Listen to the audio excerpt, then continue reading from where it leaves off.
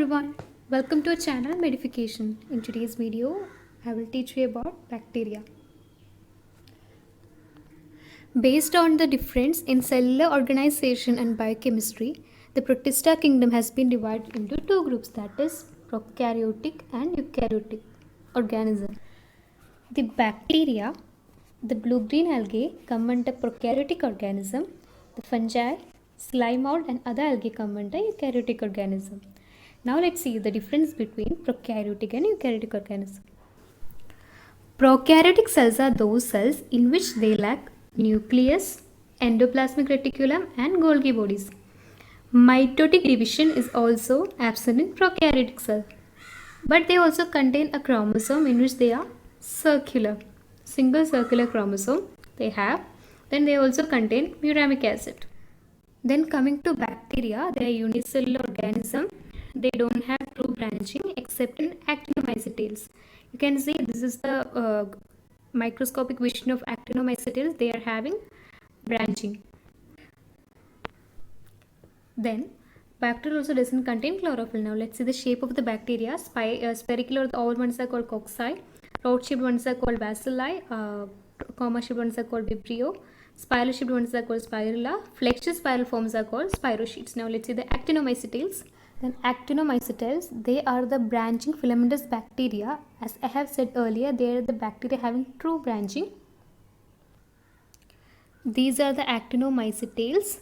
Since they resemble to the radiating rays of the sun, they are having the name actinomycetales. Actin means ray. Then we have mycoplasma.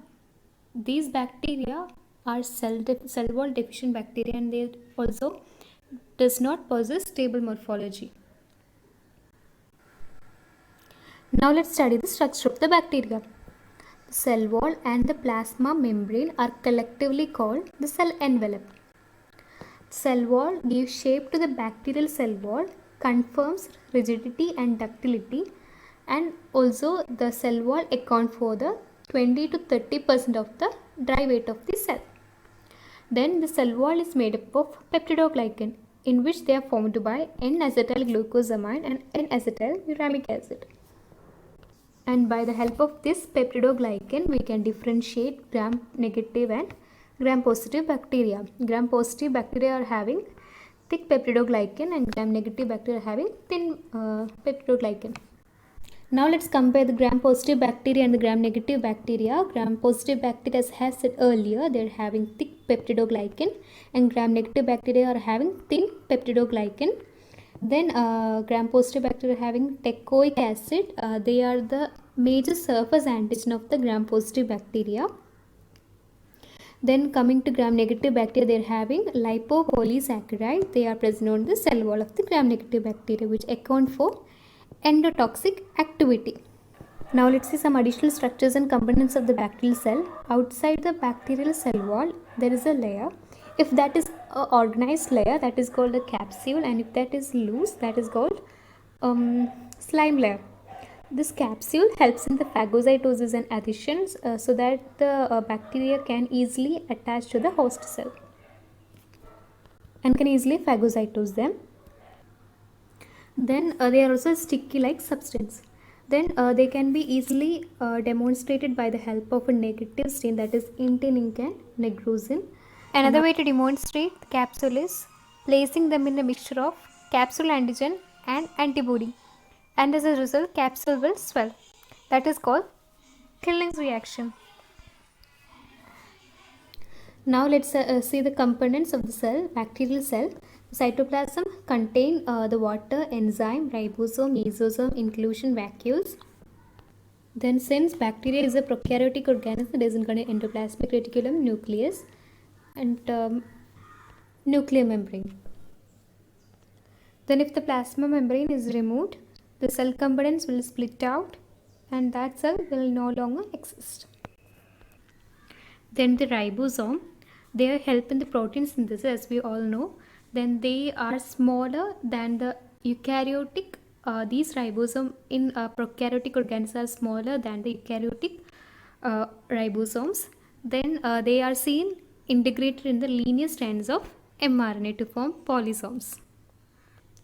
They are seen like this linear strands. Then we have mesosomes. They are the invagination of the plasma membrane into the cytoplasm. That is, we can see here the invagination into the cytoplasm from the plasma membrane. Then these are more prominent in gram-positive bacteria. And this mesosome help in the respiration, and they are analogous to the mitochondria of the eukaryotic cells. And in prokaryotic cells, we don't have a nucleus. They don't have a nucleus. Instead they are having a irregularly shaped nucleoid. And this nucleus contains the chromosome. Then the chromosome of most of the bacteria are single circle double-stranded DNA, but in some cases, in some bacteria, they are linear, or some of them contain more than one chromosome. Motile bacteria except spirochetes possess unbranched sinus filaments called flagella for the locomotion. These are the flagella. They can be seen under dark brown illumination and also by special staining techniques. And in case of some bacteria, they have hair-like structures which help in attachment. Those are called pili. When these are smaller, that type of bacteria are called fimbriae.